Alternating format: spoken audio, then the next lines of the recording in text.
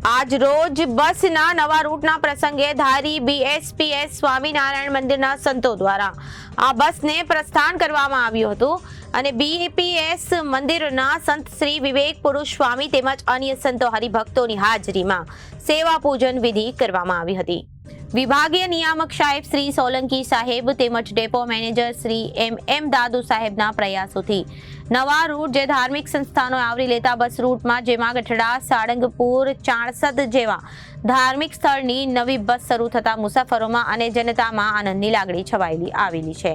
કાર્યક્રમને સફળ બનાવવા અનિલભાઈ રૂપારેલિયા, તરુણભાઈ સોલંકી, મનુભાઈ વાડા, પ્રકાશભાઈ પરમાર, અમરુભાઈ માંજરિયા, દિનેશભાઈ મહેતા તેમજ પ્રવીણભાઈ બાબરિયા, સાબિરભાઈ રાજુભાઈ ચૌહાણ, રાજેશભાઈ ભુવા, મનસુખભાઈ દ્વારા ખૂબ જ સફળ આયોજન કરવામાં આવ્યું હતું।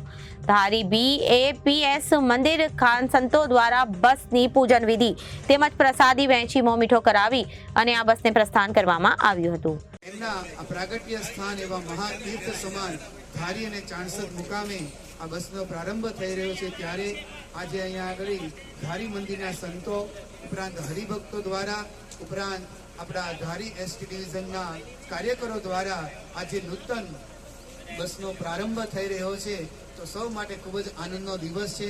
આપણે પ્રાર્થના કરીએ છીએ, આપણે શુભેચ્છા પાઠવીએ છીએ BAPS ધારી મંદિર દ્વારા સંતો ભક્તો વતી કે જે આ બસની અંદર બિરાજમાન થઈ અને ગઢડા, સારંગપુર, ચાણસદની યાત્રા કરશે બધા ખૂબ સુખી થાય અને અહીંયા બસના ચાલકો પણ એમને પણ મહારાજ ખૂબ સુખી કરે, બધા જ તને મને ધને કરીને ખૂબ સુખી થાય અને આવીને આવી રીતે આપણી આ ગુજરાત ST નિગમ દ્વારા આવું ને આવું વિશેષ ને વિશેષ કાર્ય થતું રહે।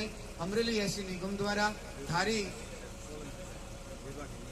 વિભાગીય અમરેલી વિસ્તારના વિભાગીય નિયામક શ્રી અતુલભાઈ સોલંકી સાહેબ દ્વારા આજે જે આ કાર્ય કરવામાં આવ્યું છે તો સૌ આપણે એમને શુભેચ્છા પાઠવીએ છીએ।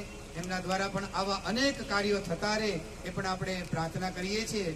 તો સૌને સ્નેહભર્યા BAPS સ્વામિનારાયણ મંદિર દ્વારા જય સ્વામિનારાયણ। રિપોર્ટર સંજય વાડા, ABC ન્યૂઝ ધારી।